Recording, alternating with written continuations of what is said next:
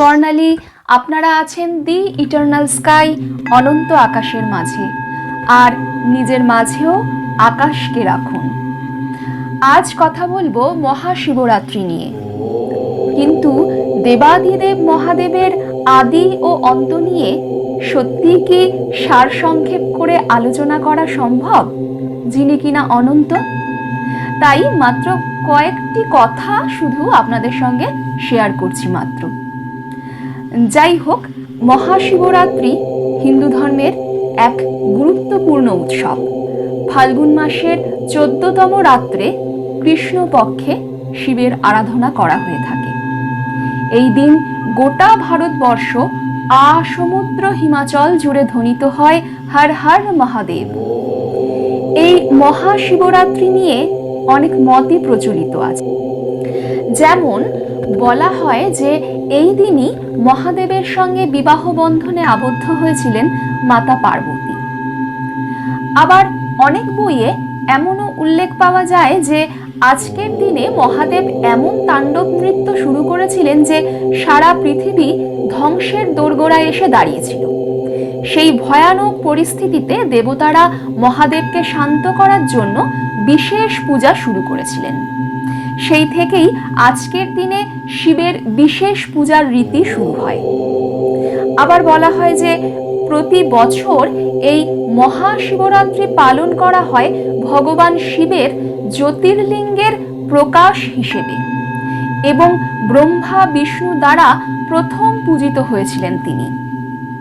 আবার নিরাকার থেকে সাকারে তার অবতারের রাতকে বলা হয় মহাশিবরাত্রি। আবার এও বলা হয় যে সমুদ্র মন্থনে যে হলাহল উঠেছিল তা পান করে তিনি নীলকণ্ঠ হয়ে গোটা সৃষ্টিকে তিনি রক্ষা করেছিলেন। তাই এই দিনটিকে খুব নিষ্ঠার সঙ্গে পালন করা হয়। এছাড়া শিবরাত্রির প্রচলিত কাহিনীও আমাদের অনেকের জানা। সেটি হলো, প্রাচীনকালে কাশীতে এক নিষ্ঠুর ব্যাধ বাস করত। একদিন শিকারে গিয়ে দেরি হওয়ায় সে সারা রাত নিজেকে গভীর অন্ধকারে হিংস্র পশুদের হাত থেকে বাঁচানোর জন্য একটি গাছে আশ্রয় নেয়, এবং সেটি ছিল বেল গাছ। সারা রাত ধরে তেমন কিছু শিকার না পেয়ে ক্লান্ত অবসন্ন অবস্থায় এক একটা করে পাতা ছিঁড়ে নিচে ফেলছিল দুশ্চিন্তায়। আর সেখানে ছিল একটি শিবলিঙ্গ। দিনটি ছিল মহাশিবরাত্রি, আর ব্যাধ সারাদিন না খেয়েই ছিল। শিবের মাথায় বেলপত্রগুলি পড়ার ফলে অজান্তেই সেদিন তার শিবরাত্রির ব্রত পালন হয়ে যায়। পরে কিছুদিন পর সেই ব্যাধ মারা গেলে যমদূত তাকে নিয়ে আসে। কিন্তু যেহেতু সে শিবরাত্রির ব্রত পালন করেছিল, তাই যমরাজ তাকে মুক্তি দেন। এই ছিল শিবরাত্রির আরেক ইতিহাস।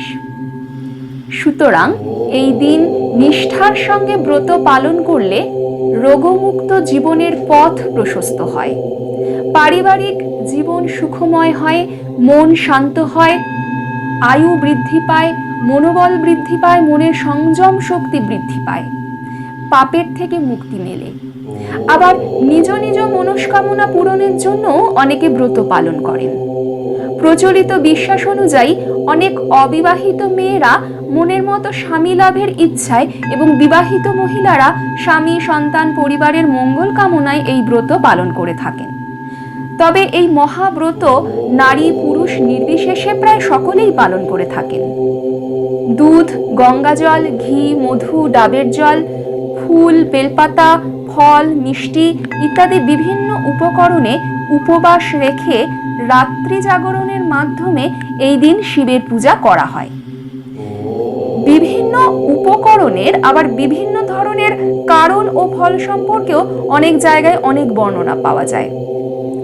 প্রথমে গণেশজি, তারপর কার্তিক, অশোক সুন্দরী, মাতা পার্বতী ও তারপর শিবলিঙ্গের উদ্দেশ্যে জল অর্পণ করা হয়। তবে শিবলিঙ্গ পূজার কিছু তাৎপর্য রয়েছে। লিঙ্গ শব্দের অর্থ চিহ্ন বা প্রতীক।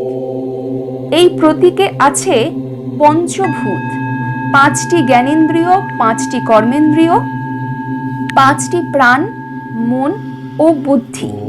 তাই শিবের মূর্তি পঞ্চানন। কোনো জীবের যখন মৃত্যু হয় তখন জীবাত্মা সূক্ষ্ম শরীরে বিচরণ করে এবং পুনরায় দেহ ধারণ করে। শিবলিঙ্গ এক জ্যোতি স্বরূপ সূক্ষ্মে সর্বময় ব্রহ্মের প্রতীক চিহ্ন স্বরূপ। তার ত্রিশূলের 3টি ফলক এবং সেই শক্তির আধার স্বরূপ হিসেবে চিহ্নিত। সৃষ্টি, স্থিতি, প্রলয়ের প্রতীক হলো এই 3টি ফলক। সত্যগুণময় ফলকে আছেন ব্রহ্মা, রজগুণময় ফলকে আছেন বিষ্ণু এবং তমগুণময় ফলকে আছেন রুদ্র। সেই কারণেই ত্রিশূল ত্রিশক্তির আধার স্বরূপ। আবার তিনি সগুণ, তিনি নির্গুণ বা ত্রিগুণাতীত। মহাদেবের সাকার রূপে তিনি বাঘ ছাল পরিহিত, গলায় সর্পবেষ্টিত ও রুদ্রাক্ষের মালা, মাথায় জটা ও চন্দ্র, তাতে তিনি মা গঙ্গাকে ধারণ করে আছেন। বাহন শান্ত নিরীহ বৃষ। তিনি শ্মশানে ছাই কালি মেখে থাকেন। চারপাশ ভূত প্রেত গণে বেষ্টিত। অর্থাৎ এসবের অর্থ হল তিনি স্বল্পতেই তুষ্ট, গঙ্গাজল আর বেলপাতা। ভক্তিটাই আসলে আসল।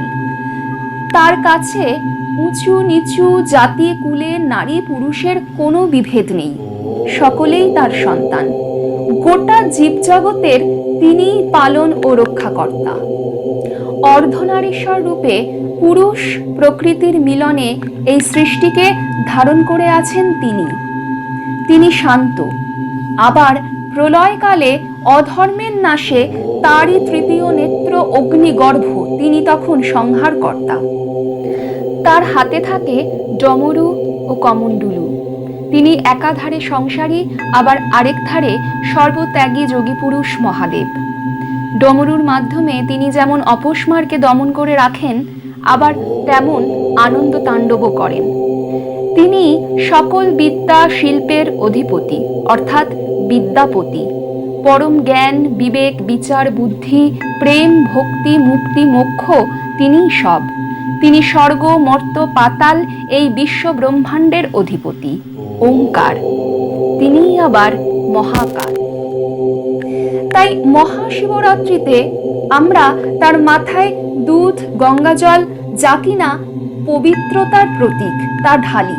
অর্থাৎ শিব, যিনি কিনা আমাদেরই ভেতরে চৈতন্য এবং অন্তর্যামী স্বরূপ, তাকে নিজের মধ্যে প্রকাশিত করার জন্য আমরা আমাদের মনের ময়লা বা কালিমাকে দূর করি।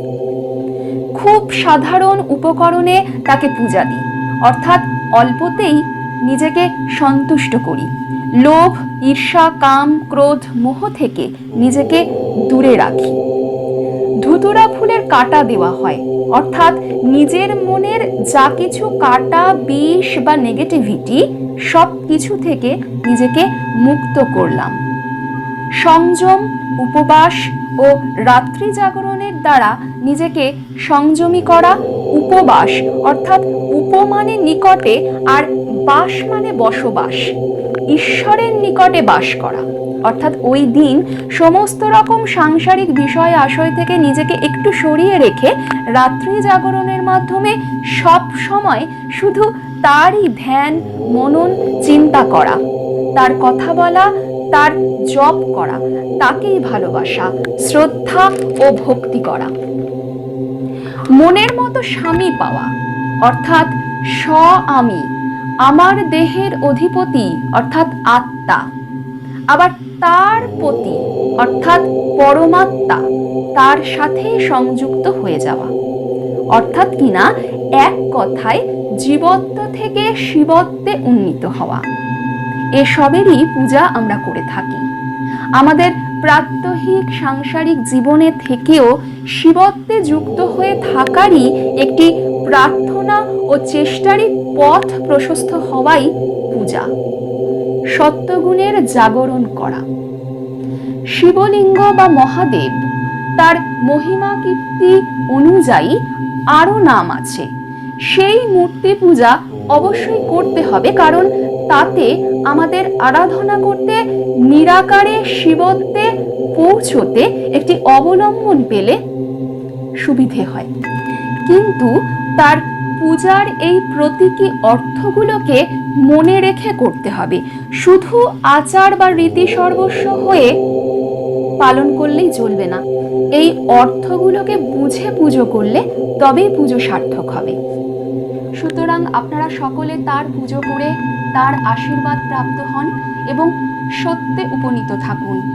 সত্যই শিব আর শিবই সুন্দর, সত্যম শিবম সুন্দরম। এছাড়াও আমি আরেকটি কথাও উল্লেখ করতে চাইব যে রামকৃষ্ণ বিবেকানন্দ বলে গেছেন, শিব জ্ঞানে জীব শিবা। এটাও আমাদের মনে রাখতে হবে। আর সেটি মাথায় রেখে ওই দিন যে আমরা এত দুধ, ডাব, প্রসাদের এত আয়োজন করি, তার প্রসাদ স্বরূপ একটা অংশ যদি আমরা দিন দরিদ্রের উদ্দেশ্যে দান করি, তবে শিব বেশি খুশি হবেন। সেটিই হবে আমাদের প্রকৃত শিব পূজা। আর সেটি শুধু একদিনের জন্য নয়, জীবের সেবাই হলো আসল পূজা, এটা সব সময়ের জন্যই। যাই হোক, আশা করি আজকের আলোচনা আপনাদের ভালো লাগলো। যদিও আমি কোনো পণ্ডিত বা বিশেষজ্ঞ নই, তবুও আমি নিজে যেটুকু জেনেছি এবং নিজের কিছু অনুভব আপনাদের সাথে শেয়ার করলাম। কোনো ভুল ত্রুটি হয়ে থাকলে নিজ গুণে মার্জনা করে দেবেন এবং আপনারা কোনো তথ্য জানলে অবশ্যই কমেন্ট করে আমাদের সাথে তা শেয়ার করবেন।